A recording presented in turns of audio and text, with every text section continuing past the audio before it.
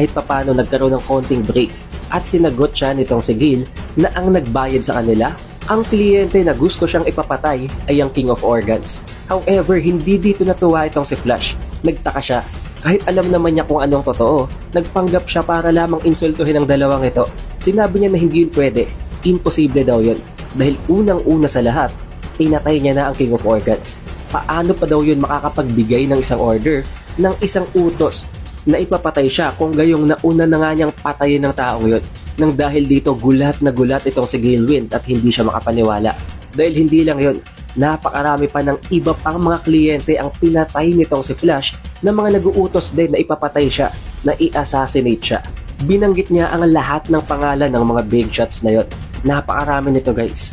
Ang Invincible Pirate Captain na si Devil Storm, ang Phantom Thief na si Chimagura, ang Heart Collector na si Burigura, ang Drug Kingpin na si Harold, at napakarami pang ibang mga big shots. Idinagdag pa nitong si Flash na although hindi siya nag-create ng kahit anong announcement, hindi siya nag-iingay, hindi siya gumagawa ng kahit na anong balita, pero tuwing mayroon siyang free time, tuwing may pagkakataon na tapos na siya sa kanyang hero activities, ginagamit daw niya ang spare time na yun para patayin ang lahat ng individuals, ang lahat ng assassin at ang lahat ng mga kliyente na gusto siyang ipapatay. Kaya naman ngayon tinatanong niya itong si Hellfire at itong si Gale Wind kung sino ba talaga ang salarin sa pagpapapatay na ito sa kanya. Sino daw ang kliyente ng dalawang assassins na ito? Dahil matapos daw niyang patayin si Hellfire at itong si Gale, isusunod niya agad directly ang kung sino mang taong yun na nasa likod nito. Na sinagot naman ng dalawa na okay lang daw pala, walang problema, hindi sila natatakot at mas natutuwa pa nga daw sila. Dahil ang lahat ng mga pangalan na yon na binanggit nitong si Flash ay ang lahat din ng mga susunod pa nilang mga target.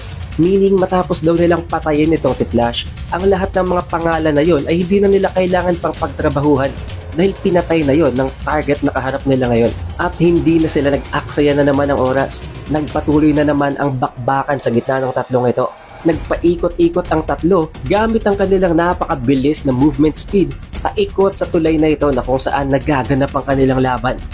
Pero na-share din dito ni Gale habang naglo-launch siya ng mga atake dito kay Flash na isa din sa mga rason nila kung bakit tinanggap nilang makialiyansa sa mga monster is that gusto nilang maging hari sila, gusto nilang sila ang mamuno sa mundo, gusto nilang mangibabaw sila maging sa iba pang mga heroes. Dahil ang iba daw na mga nanggaling sa Ninja Village na mas malalakas pa sa kanila ay humaharang din sa kanilang mga plano.